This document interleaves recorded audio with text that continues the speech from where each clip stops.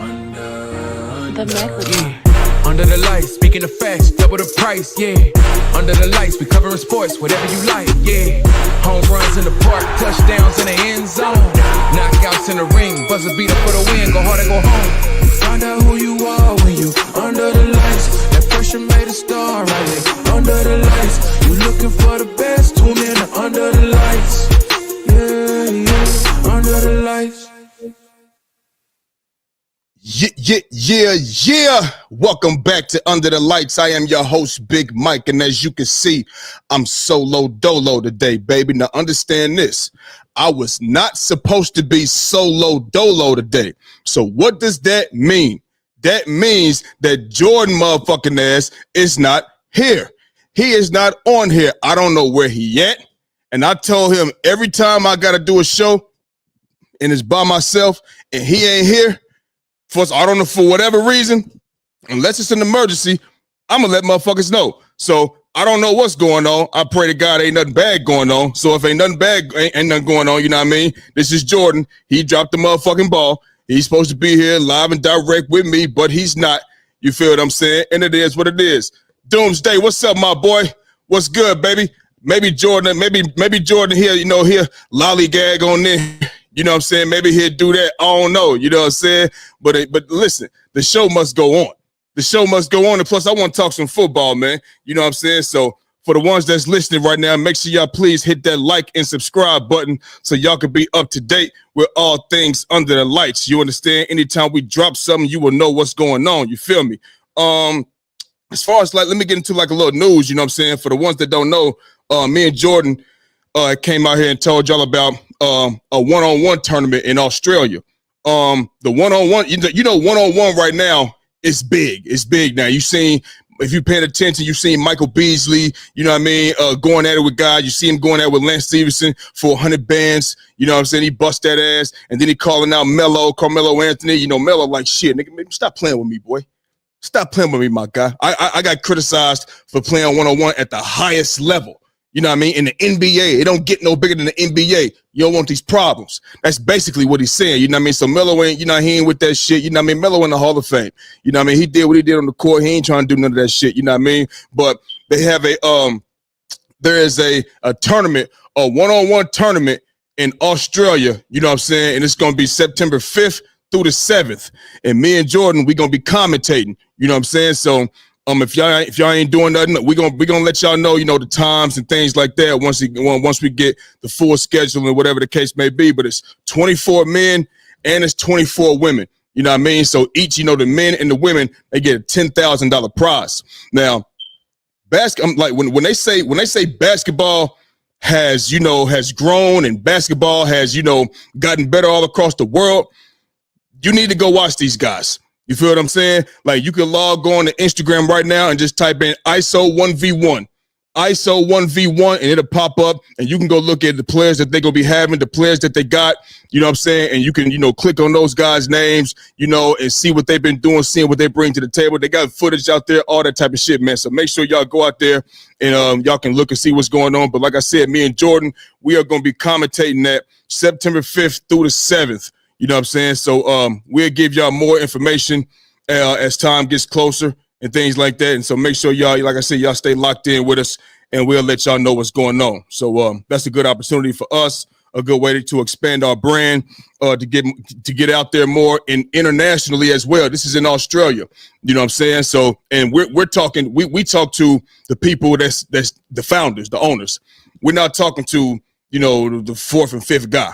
You know what I'm saying? So, we talking to the ones that's in charge. You know what I mean? We talk to them, video calls and things like that. So, like I said, we're going to keep y'all posted on what's going on and things like that.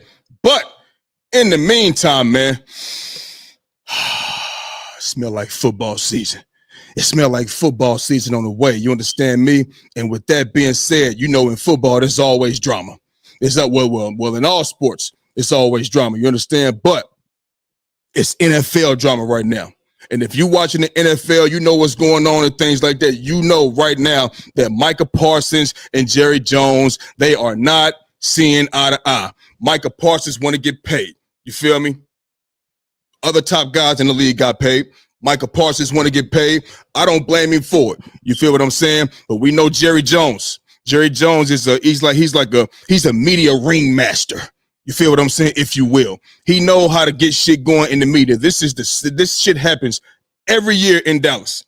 This is the strongest part of Dallas' season, the off season, because they always make headlines. You know what I mean? They always making headlines, and it's like it's stronger than the headlines they make during the season. Besides them stupid ass Super Bowl talks they be talking all the time. You feel what I'm saying? But Michael Parsons, Michael Parsons want to get paid. You got Jerry Jones out here slandering Michael Parsons' name. He talking about him being injured and things like that, taking shots at Michael Parsons. And now, Michael Parsons is saying, he no longer wants to be in Dallas. He no longer wants to be a Dallas Cowboy. You know what I mean? Now, in the beginning, you know what I'm saying? I didn't really think too much of it because this is something, that happens all the time, especially with the Cowboys and other teams as well. If they're getting fed up, they ain't getting their way. We see this shit all the time, you know what I mean? But as things went on and things kept going and Jerry kept fucking talking, as always, it makes you wonder, like, now that Michael Parsons is saying that he wants out of Dallas, do you really think that Michael Parsons wants out of Dallas?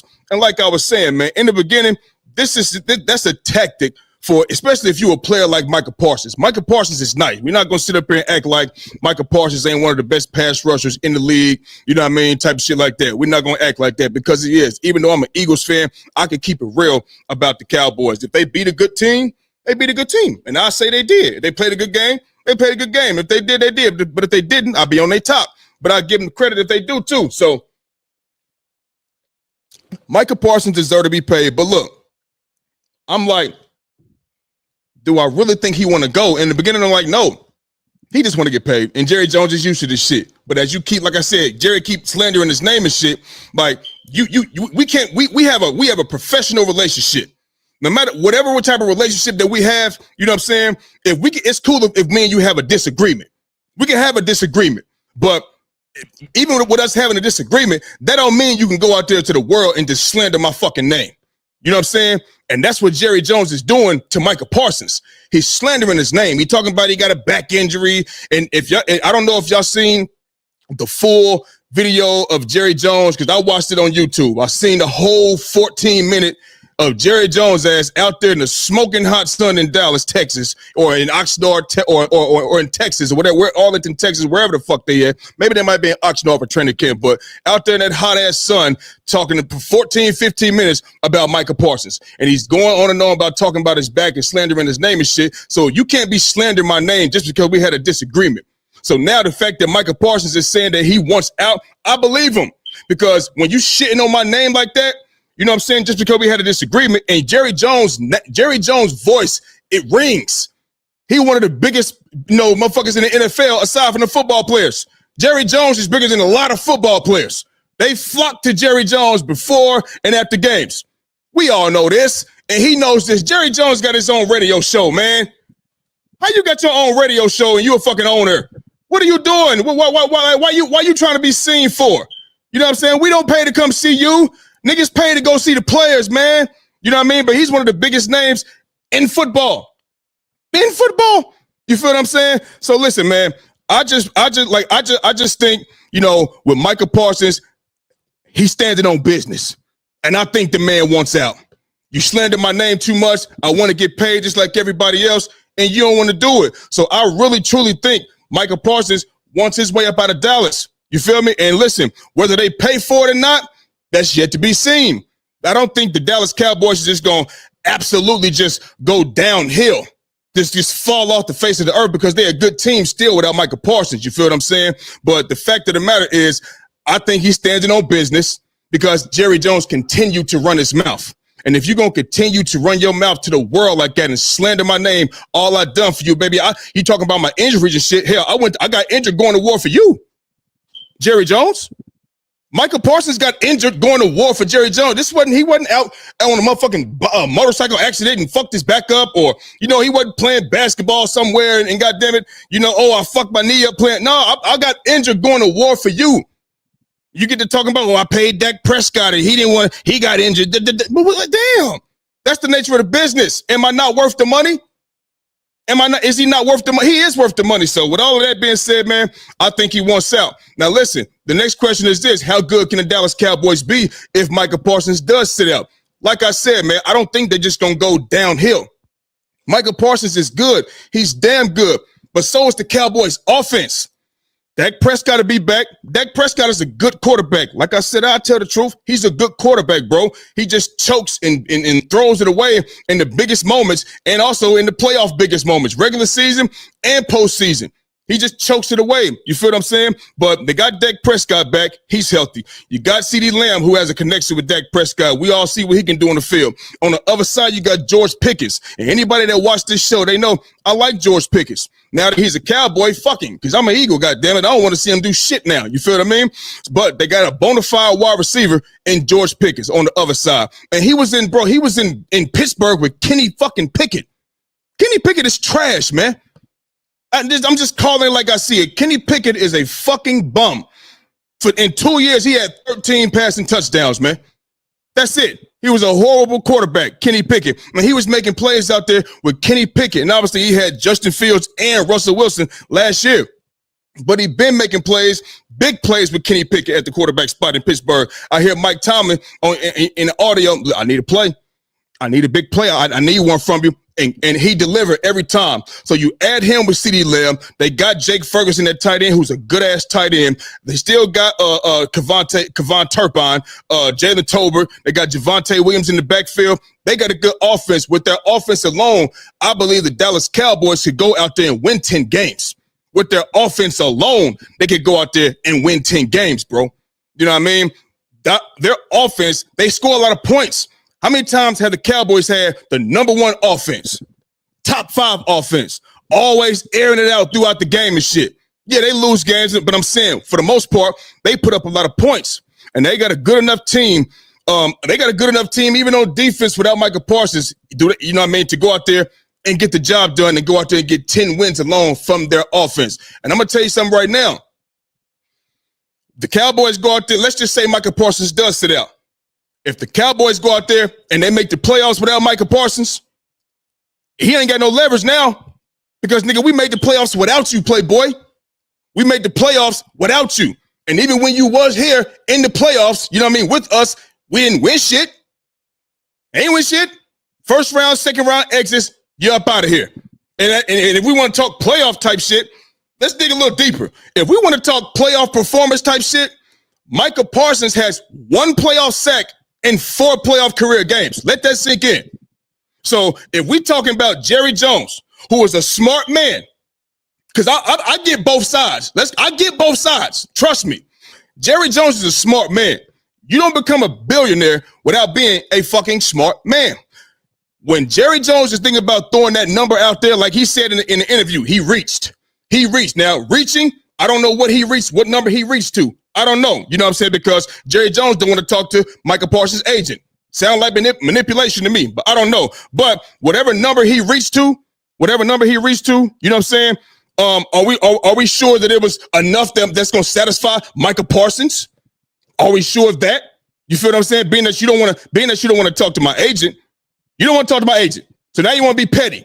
You know what I'm saying? So whatever number you reach to, we don't know about that. You feel what I mean? But the man deserves his money. But at the end of the day, if they get into the playoffs, now you got to play ball. And in the playoffs, you got 1 career sack. How we know Jerry Jones ain't like, you know what? He does give me 12 sacks, 12 and a half, 13 sacks, or 12 sacks a year. But towards the end of the season, that kind of falls off. And in the playoffs, he's nowhere to be found. Let's not act like Jerry Jones he has a history of acting like he ain't gonna pay players, but he pays them. Let's not act like he don't get good players there. It's the players on the field that they go out there and fuck the game up. And you can blame it on coaching too. But Jerry Jones pays his players and he gets guys paid. You feel what I'm saying? But I'm paying you all this money. Well, where's the playoff performances at? I don't see now Micah Parsons. So I'm getting both sides. Micah Parsons want to get paid. TJ Watt got paid. He had 2 years left on his contract. Myles Garrett got paid. He had 2 years left on his deal. So I get it. But I also get Jerry Jones' side too. I get both sides. Remember he paid Dak Prescott all the money? He's the highest paid. He making $60 million, dog. Dak Prescott. He ain't worth no fucking $60 million, but he paid him. You feel me? He getting paid more than all the quarterbacks. He the highest paid quarterback in the league. Highest paid. And he been to the championship game, NFC championship game, let alone a fucking Super Bowl. You feel me? He ended up hurt, so I get both sides. But if he sits out, they can still be a good team and get 10 wins and still get into the playoffs. I think they'll be right around that play. I ain't saying they're not going to win a division with or without motherfucking Michael Parsons.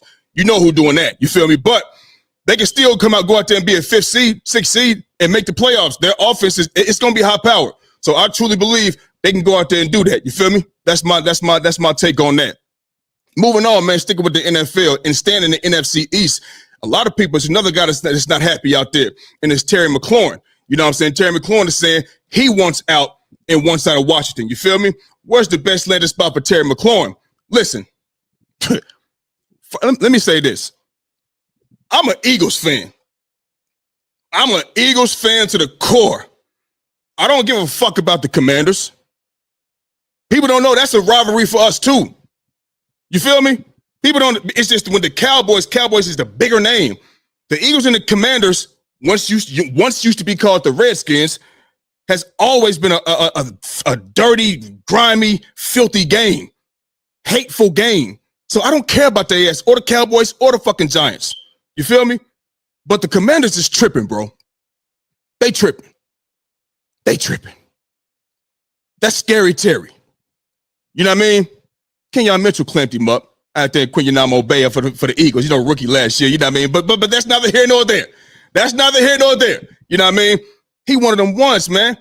He nice like that. And I think they should go ahead and give that man. They shouldn't be dragged. We less than a month away from the season, bro. And I think from the beginning, I think Terry McLaurin is standing on business. He's standing on business. You know why I really, truly believe that? Because he's been with the Commanders in the dog days when they was trash, bro. This is his first year in his career that he has had a legit, real deal quarterback. And we know that's Jaden Daniels. This is the first time we've seen that. You feel what I'm saying? And we never heard no complaining out of him. And he was getting money with them other quarterbacks they had. He was getting money, making big plays. Last year, this man had 80 catches, 17 touchdowns, bro, and 1,300 yards receiving. Tied second in the league. What are we talking about? He was Jaden Daniels' bailout.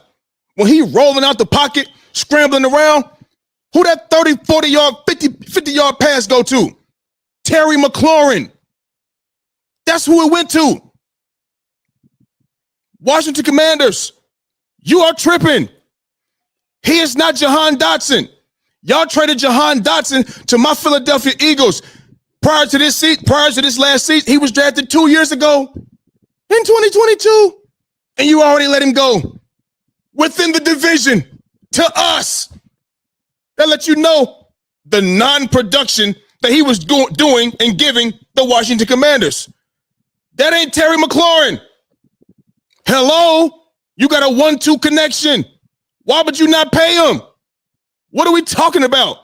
And he's not even asking for top of the line money. He didn't go out there and say, oh, I want 40, 41 million. He didn't do that. You know what he asking for? 33 million. DK Metcalf money. So he's not even overpricing himself like some other wide receivers or some players at other positions would, just because that's the market. He didn't do that. 33 million. Listen, I don't control the money. You know what I'm saying? But if we talking football here, he ain't worth that. You want him to risk going into the last year of his contract, getting injured? And then what? You're not going to sign him if you have a career-threatening injury, ACL, Achilles, God forbid. Please, God, don't let that happen. Please, God. But you're not going to pay him. And all the work he put in for you, the Washington Commanders are fucking tripping, for sure. But if we're going to get into what the best landing spot is for Terry McLaurin, first of all, let me tell you, I excluded all NFC teams. I don't think they'll trade Terry McLaurin. Now, Jahan Dotson, yeah. You know what I'm saying? Because they did that. But he's not giving that type of production. He's giving crazy production for the Commanders. Talking about Terry McLaurin. They're not going to trade him in the NFC. So I excluded all of those teams. I stuck with the AFC. And to me, my opinion, Big Mike, the best landing spot for Terry McLaurin is in the AFC East. Not the Jets, not the Dolphins, and not the Bills. It's the Patriots. Here's why. Let's start with their quarterback. They got a young quarterback in Drake May, right? Cool. If you watched Drake May last year, he got better throughout the season. Kind of like how you watch Bo Nix, and he got better throughout the season. So did Drake May. Drake May can throw the ball. He can throw. Drake May is also athletic. He has athleticism to escape pressure, evade pressure, get outside the pocket, and go get you a first down. That's your quarterback. You got a number one wide receiver in Stephon Diggs, who, in my opinion, I've been watching him the whole entire offseason. The whole entire offseason. Watching him move. How he's starting, stopping, planting, cutting, and all of that good shit. He looked like he's never had an ACL injury in his life. That's what he looked like.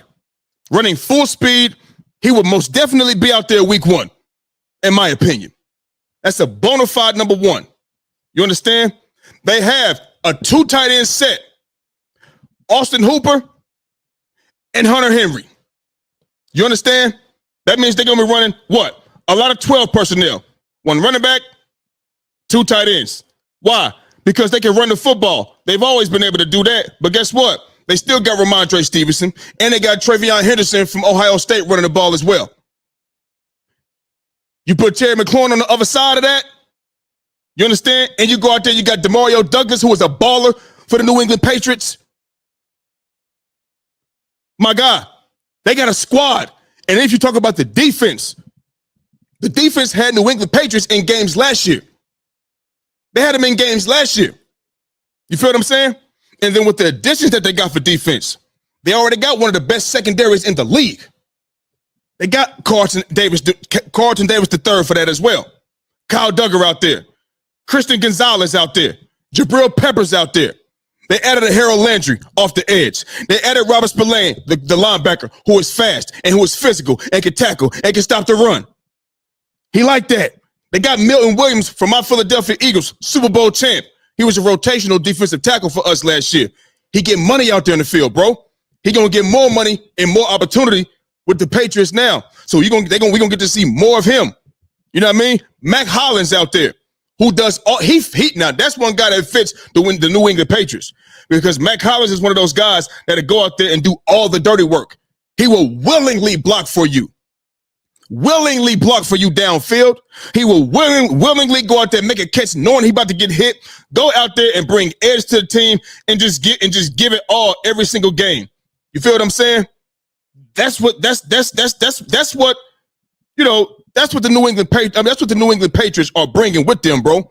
Their defense is going to be for real. And on top of that, they got a coach who was raised in New England under Bill Belichick, who knows the New England Patriot way, who knows, how to coach, who knows how to lead a pack of men in Mike Vrabel. Coach Mike Vrabel, who will be in the running, if not the finalist, and win for Coach of the Year, because of how I feel the New England Patriots how good they're going to do and how good they're going to be this upcoming season. With all of that, and you add Terry McLaurin to that, you give another real deal weapon for your young quarterback on both sides, and you got 2 big targets, and you got a run game and a defense that'll back you up. That's the best place for Terry McLaurin. And he fits the New England Patriot way. He don't bring no drama. We ain't heard no complaining from Terry McLaurin all of them years he was in Washington, and they wasn't winning shit. We ain't no complaining. But when it's time to pay him, you hear complaining. This is the only time. And being with them that long, yeah, I think Terry McLaurin stands on business. I don't think he's touching the field. That's my opinion. But the New England Patriots will gladly take him. I truly believe that. They will gladly to bring him in, and they will have a damn great season. Them days of walking into New England, Foxborough, or Gillette Stadium, in Foxborough, Massachusetts, and you walk like the recent year, you told we about to beat their ass. They ain't go. Them days is over with.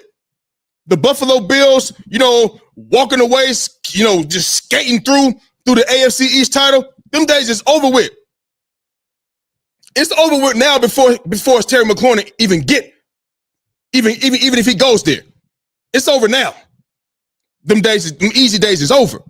But if they get Terry McLaurin, it's going to be even more over. And Buffalo going to have a real deal task on their hands in the AFC East. We know the Dolphins, they ain't hitting on nothing, right? They ain't hitting on nothing. They ain't worried about the Dolphins. You know what I mean? The Jets, they building right now. Justin Fields and Garrett Wilson, they may have a good season. Who knows? But they ain't strong enough. You know what I mean? But them Bills and them Patriots, and especially if the Patriots get Terry McLaurin, with or without him, they're going to be balling. I'm betting with them all year long.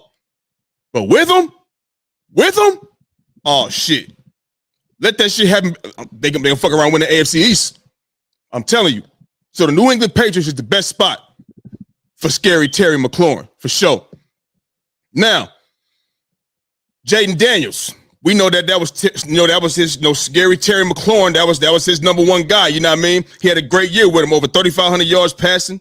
You know what I mean? 891 yards rushing. You feel me? That was the guy he leaned on in crunch time. Scrambling out of the pocket, rolling out, 30, 40, 50 yards downfield, getting open. Hell, 80 catches, 17 touchdowns, man, and 1,300 yards. That's balling. That is balling. You understand me? But without Terry McLaurin in Washington, if he decides to sit out, which I think he will, can Jaden Daniels still have a great year without him? Listen, bro. He will have a great year rushing the ball. Yeah. And great, being that they went to the NFC Championship game last year, and he was 891 yards and rushing and 3,500 yards passing and all of that good shit. That's the bar right there. Having a great year without Terry McLaurin would still be, making the playoffs and advancing at least a round, being that you was one game away from the Super Bowl last year. You feel what I'm saying? But I think he'll have a great year rushing the football, because when he rolled out of the pocket this time and he looking for somebody downfield and Terry McLaurin ain't beat his man in that scramble drill, he going to have to take off and run. So he might crack 1,000 yards this year. But I don't think he'll throw for 3,500 again. I don't think he'd do that. That's over 1,300 yards. You lost. And 17 touchdowns. I don't know what's more impressive, the 17 touchdowns or the 1,300 yards on 80 catches. You know what I'm saying? So do I think they'll still be good? Yeah. Great? Nah, hell no. Not without Terry McLaurin. That's his number one guy. And that's pretty much all I got to say about that. I think that's pretty much self-explanatory. Jaden Daniels is good, but they don't have that's their number one option. I got their depth chart right here. We already know they still got Zach Ertz. I mean, he's a good target for him, but Zach Ertz is way past his prime. I don't think they're gonna go out there and depend on him to like they did Terry McLaurin. They ain't gonna do that. They still got Brian Robinson Jr., Austin Eckler, Debo. Debo's not a man beater though. Debo's not a man beater. He sucks at running routes. He can't run routes. He's more of a guy that gets open, somebody rub route or over route here. You gotta have all the bells and whistles going on. Then boom, he pop up open, or he catch a screen. He basically a running back playing receiver. You know what I'm saying? But Noah Brown, that ain't gonna get it done, man. Luke McCaffrey, that is not gonna get it done. So I don't listen. If Terry McLaurin is not in Washington, I don't think it's gonna be a great year for Jaden Daniels and the Washington Commanders. And that's pretty much, where I'm at with that. But ain't too much for me to say about that one. You feel what I mean? Sticking with the NFL, man. Let's go to the AFC North, with the Cleveland Browns, who are crazy for drafting Shedeur. You know what I mean? All the teams crazy for drafting Shedeur and passing him up all the way to the goddamn 5th round, 144th pick. But he is listed as the 4th QB on the QB depth chart for the Cleveland Browns. Would you start Shedeur, or would you wait till mid-season to put him in the game? Well, first thing is I seen someone on Instagram before I got on the show saying he's going to start the preseason opener. You know what I'm saying? And I think that's good.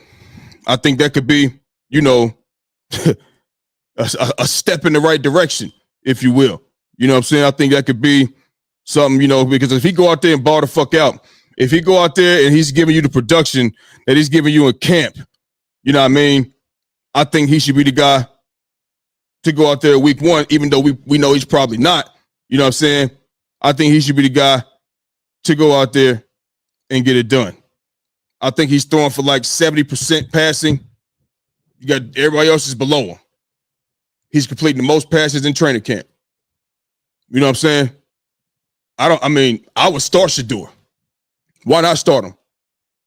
You don't have no future with Joe Flacco. That should already cut him out. Kenny Pickett, he been in the league and he can't get nothing done. He was in Pittsburgh, didn't do shit. 13 touchdowns in 2 years. I think just over 4,000 yards or some shit like that. Terrible quarterback. Oh, well. He was with my Eagles last year on the bench, and now he in Cleveland. Shedeur's way better than him. Last year as a college senior, Shedeur was way better than Kenny Pickett as an NFL. He was the NFL quarterback. Let's be clear. He's outshining Dylan Gabriel by a long shot in training camp. I would most definitely start Shedeur. There's no future with Joe Flacco. Kenny Pickett has shown and proven you to be a fucking backup. I wouldn't even want him as my backup. I was terrified when he was in the game for us. I don't even want him as a backup. I would start Shedeur. Mid-season for what? What the fuck you trying to prove? For what? For what? It don't make no sense, bro. Give it up. He's the best quarterback on the roster. They got weapons out there. You know what I'm saying? I don't understand, bro. I understand. I get why they doing it. You know what I mean? Because they trying to, you know, we all know about the primetime shit. They on some hating ass shit. You know what I mean? Jerry Jeudy, Deontay Johnson, David Njoku, Harold Fanning. Y'all know about Harold Fanning. Harold Fanning is a dog. And you're going to see him this year. You will see Harold Fanning this year. He from, I think he from Bowling Green. He is a dog, bro. And that defense is always traveling every week. Shedeur is a better decision maker than these guys. Joe Flacco is done, bro. So I think Shedeur Sanders should most definitely be starting throughout this season, and it should be no question. It should be no question, bro. You know what I'm saying? Moving on. This is what I'm going to do for y'all, right? This is why I wanted Jordan to be on the show. You know what I'm saying? But I'm going to go ahead and give y'all my prediction of my Philadelphia Eagles record this season. You know what I'm saying? And you could call it what you want. You know what I mean? It is what it is.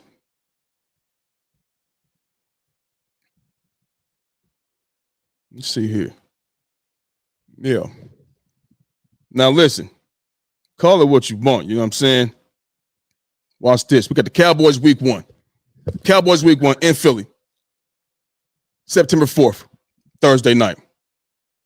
Dub. We got the Chiefs after that. Why wouldn't I say we're gonna beat the Chiefs? We beat the Chiefs with a sorry ass OC in DC. The year that next season after we lost the Super Bowl in 2022 season, we went in the Arrowhead and beat them 21-17. 2-0. The Rams. We own the Rams. 3-0. The Bucks. Now listen, my guy Twan says that the Bucks is our kryptonite. And that's the team that's the biggest threat to us in the NFC. I don't believe so. Why? We played them in the playoffs, the 23 season, without A.J. Brown. And we played them last season without A.J. Brown, without Devontae Smith, and without Lane Johnson. When we had our guys with us, this Twan right here. When we had our guys with us, when we had them with us, we beat them 25-11 on Monday night. What's up, little bro? Man, fuck you, man. I'm on the show right now, man. What's up, man? What it do, baby? What's good? What's good? What's good, man? Look, let me hit you when I get done, man. I'm doing my little prediction of my Eagles. You know what I mean? I mean, if you want to stay on right here, you can. Okay. All right, let me hit you back. That's little bro, like I said, man. You know what I'm saying? So as I mentioned, man, week 1, Cowboys, dub. Week 2, Chiefs, dub. We own the Rams, dub. Back to the Buccaneers. As long as AJ Devontae playing, dub down in Tampa Bay. The Broncos, their defense is nice. But what do we do to nice defenses? Whatever we want. We run, and we can't run, we pass. Jalen Hurts comes through all the time. 1, 2, 3, 4. That's 5-0. Giants, come on now. 6-0. The Vikings, 7-0.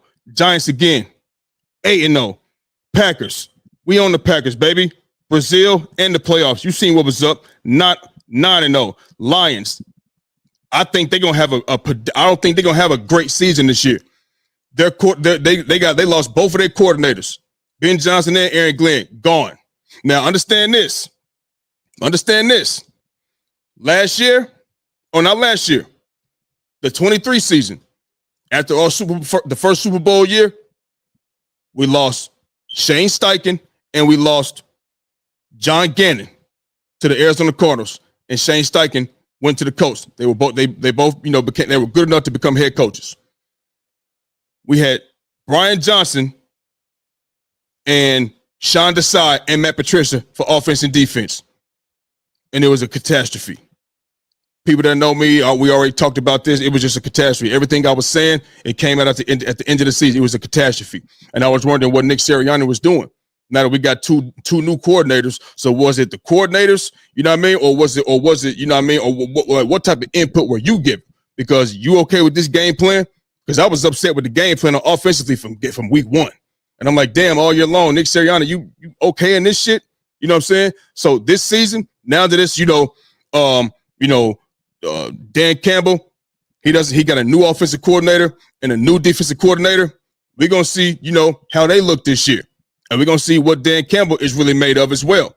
Because as powerful as the Lions looked last year, if they go downhill, you know what I mean? You have to go back and say, well, damn, y'all had these two guys and Ben Johnson and Aaron Glenn last year. Maybe it was them more so than the head coach. You know what I'm saying?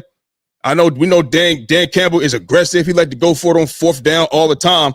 But that's not what makes you a great coach.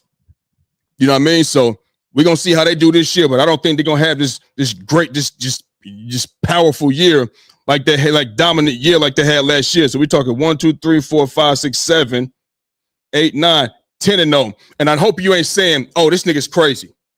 I hope you ain't saying, oh, this nigga tripping because he an Eagles fan. Have you not seen us go on 3 straight seasons of 10-game win streaks? I think you have seen that. It can happen again. 10-0.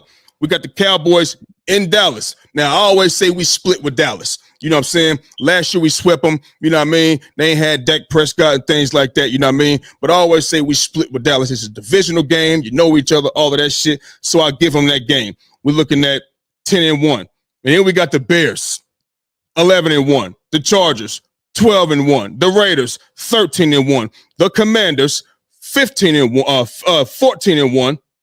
The Bills, we beat them in the 23 season with terrible offensive coordinator type shit, man. I'm not worried about the Bills. They can't stop our run game or our passing game. You feel what I'm saying? And that's a dub.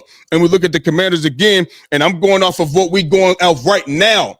As far as right now, Scary Terry ain't on the field. He ain't playing. So we're looking at a 16-1 season. And call it what you want to call it. You know what I mean? But you've seen us go on 3 straight seasons of 10-game win streaks. You've seen that. And the other teams, last 7 teams, I told you we can lose to Dallas because we always lose to Dallas one side of the year. It's always whatever. It's a divisional game. It's a rivalry game, blah, blah, blah. Cool. But the teams like the Bears, the Chargers, the Raiders, and the Commanders twice, and we can slap all them teams, man. Y'all know that. And I know it. And the fans know it too. So that's where I'm at with that. And that's me predicting my Philadelphia Eagles record for the season. Period, point blank. We got a Vic Fangio for another year on the defense, for another year. Added Jahad Campbell. You know what I'm saying? We got younger guys that's in there that's stepping up, playing, balling out. Yeah, bro. We on that type of time. We on that type of time, man. So listen, man. I appreciate everybody that came in here today, man, to check me out. You know what I'm saying? As I mentioned, Jordan was not on the show today. You can blame that nigga. That is his fault. You know what I'm saying? There's his Instagram down there. So if you got a problem with Jordan not being here, take it up with him. Take it up with him. Don't take it up with me, because I'm here. You understand? But listen, man, I'm going to get up out of here, y'all. Y'all enjoy yourself. That's the show for the day, and I'm gone.